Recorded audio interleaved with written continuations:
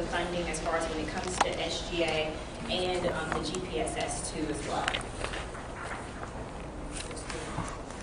Okay, this is the information for Eric Green. Eric Green is actually the SGA treasurer, and he's actually the one that assists me when it comes to you all's funding. So what you've received is you've received the funding guidelines.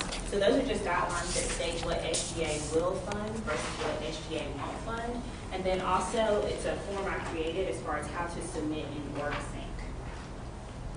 Now the new SGA process, what it is that we are an emergency funding based only. And if you guys don't have any, I'm assuming you guys probably don't have an outside bank account since you just went over that. But if you all, for example, new organizations that are starting up, what SGA does is that we have a process where you can go through and access student fee money. So what it is that funding packets must be submitted no more than 4 weeks prior to the necessity of funds. And then if we have any potential Greek organizations here, then Greek organizations are allowed to apply for funding. Funding will not be provided for any off-campus events, so you have to actually have your event on campus.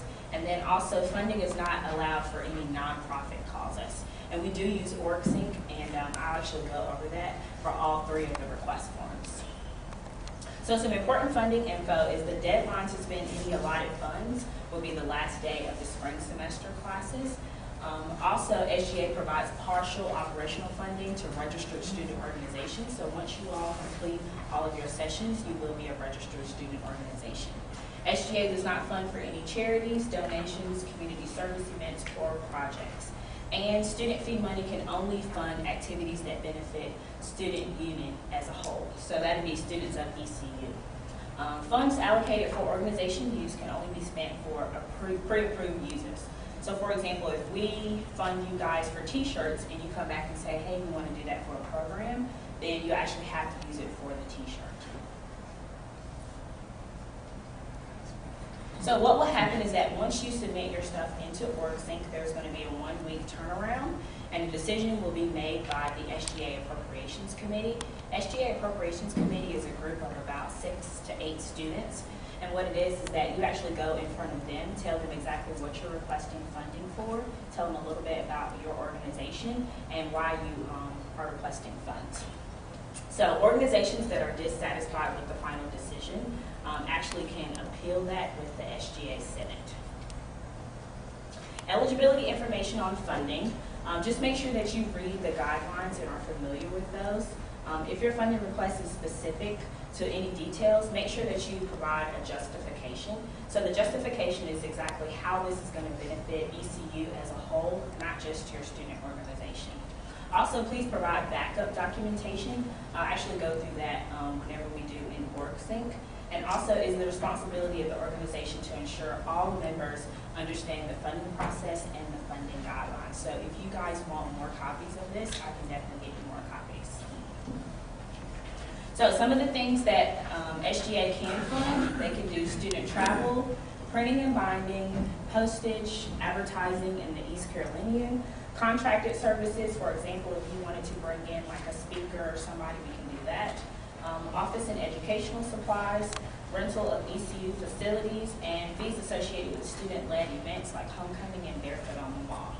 Now, what SGA cannot fund, they can't fund per diem, they don't do items for personal gain, accommodations or transportations for contracted services. So for example, if you have like a speaker that wants to come in, we can't provide their travel or their hotel. Expenses associated with an advisor, so you actually can't organize funds or request funds for your advisor to go on a trip or anything with you.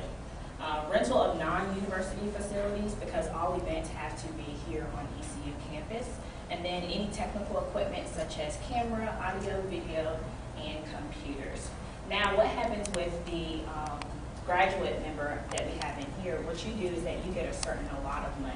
So you actually don't request from SGA. And these rules are a little bit different when it comes to graduate members. So I'll go over that with you. Okay, what to know after submitting your funding application. What we do is that we have SGA Appropriations Committee meetings on Tuesdays at 6:30. So what you'll do is that you'll get an email, acknowledging your request and then actually inviting you to the meeting. So you just want to make sure that you send maybe 1 or 2 representatives from your organization just to be able to answer questions if they do have questions about your funding requests. It'll take about 1 week for your funds to be available for use because we do have to get proper approvals for that. So what will happen? Something really quick here. Sure. Sometimes we'll have groups that will submit requests and they don't show up to the meeting. Just so you know, that's a quick way to get 0 money. For groups that can't come and justify why the money should be spent on them, you're not going to get money. So just know that that's practice. Show up. Yeah, so for example, if you have like class or something during Tuesdays at 6:30, then what you can do is contact the SGA treasurer and he'll actually set up a separate meeting with you. But yeah, if you do not show up for the meeting, then you'll be automatically denied your funds. So the SGA funding guidelines, those are just guidelines. They're not necessarily restrictions, and those actually can be found on the SGA website if you do need more copies of that. So, OrgSync, are they familiar? Have you went over OrgSync a little bit? Okay, so you guys are familiar with a little bit of OrgSync. So what you'll have to do is, of course, register as a member and then also create your OrgSync account.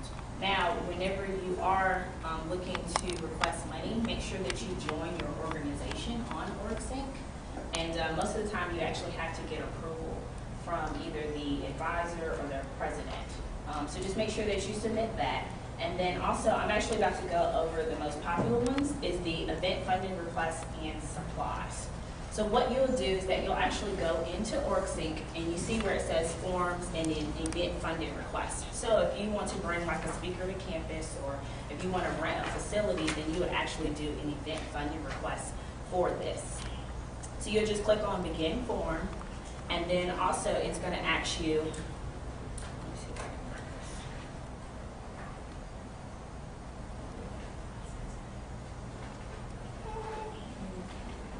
okay, right here, it says, which of the following is your organization requesting funds for? This is something a little bit different that I changed. Either you can be asking for an event, so for example, if you do want to rent like, the East Carolina Heart Institute or something like that, you would just do an event. Now, if you need just supplies, you would just select supplies or event and supplies. So for example, if you do need, the East Carolina Heart Institute and you want us to fund for some type of supplies to help for your event, then that's when you would do event and supplies. So with the supplies, the biggest thing that you want to remember is make sure that you have documentation of everything.